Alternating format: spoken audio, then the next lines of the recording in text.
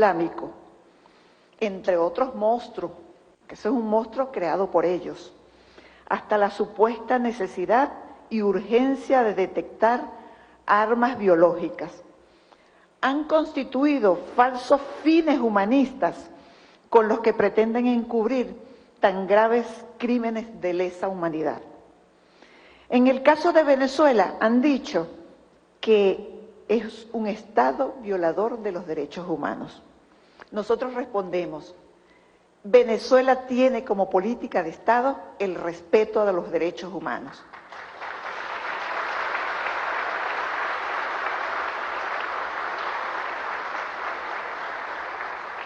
Y vale recordar esto, y aquí están los miembros de la Comisión por la Justicia y la Verdad.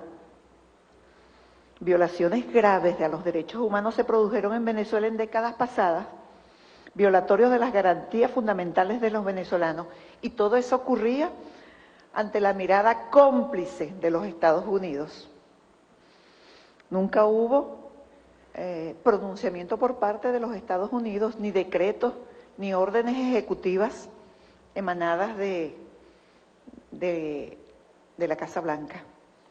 Nuestra Constitución de la República Bolivariana de Venezuela es un tratado de derechos humanos. Testigos de excepción son los constituyentistas que se encuentran en esta sala.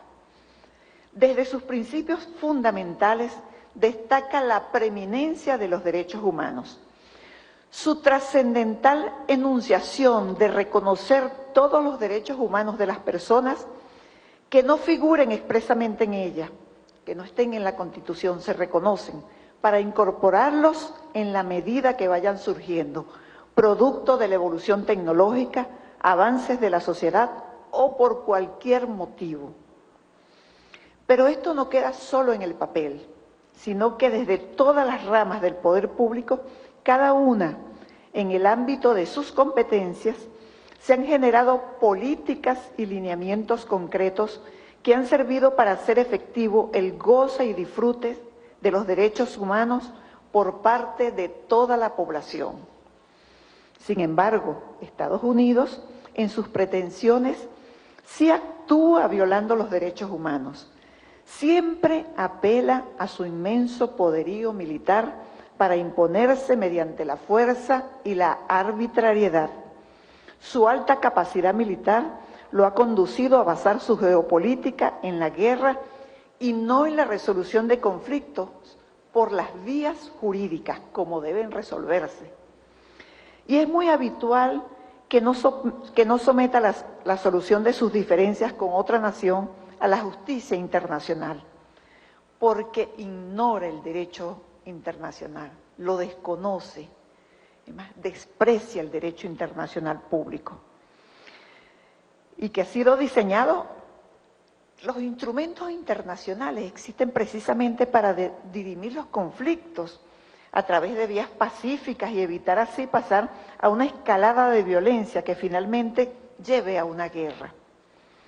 Evaden los instrumentos internacionales como la Carta de las Naciones Unidas, en la que se plasma la disposición de los pueblos del mundo en unir sus fuerzas para el mantenimiento de la paz y la seguridad internacional.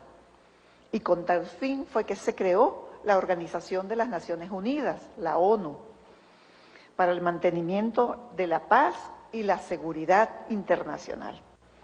Esta carta, la Carta de las Naciones Unidas, establece que para alcanzar la paz y la seguridad internacional, los miembros de las organizaciones en sus relaciones internacionales se abstendrán de recurrir a la amenaza o al uso de la fuerza contra la integridad territorial o independencia política de cualquier Estado.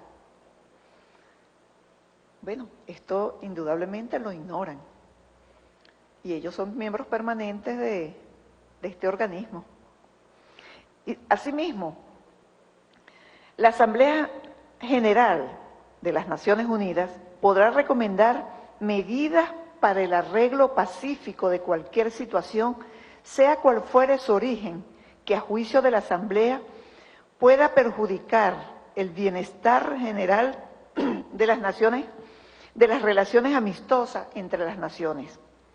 Como podemos observar, La comunidad internacional cuenta con instrumentos jurídicos y organismos u organizaciones idóneas para resolver con fundamento en justicia y en el derecho internacional cualquier controversia o situación que se origine de las relaciones entre las naciones y que puedan poner en peligro la paz y la seguridad.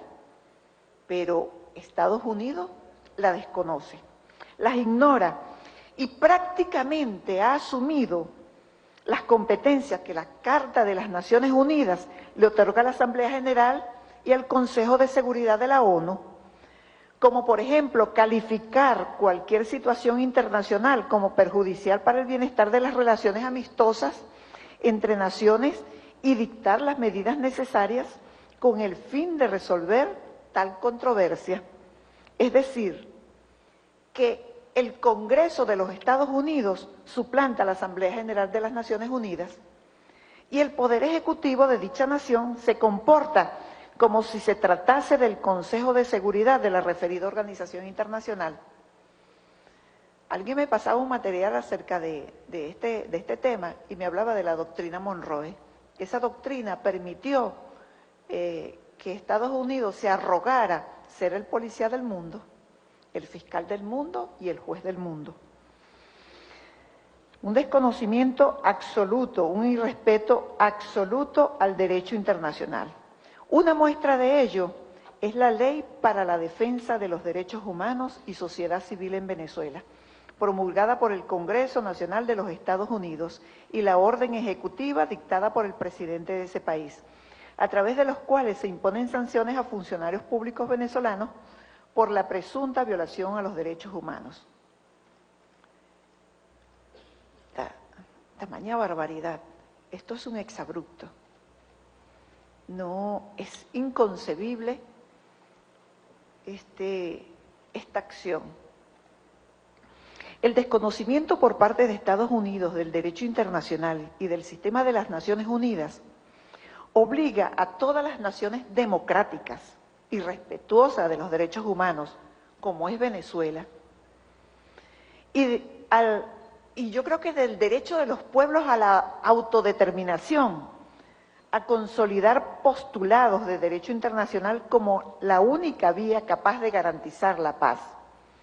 Además, nos obliga a adelantar un sostenido esfuerzo en el propio seno de las Naciones Unidas para establecer la plena vigencia de los instrumentos jurídicos que regulan las relaciones entre las naciones y de esa manera detener esta escalada guerrerista que ha causado la destrucción de naciones.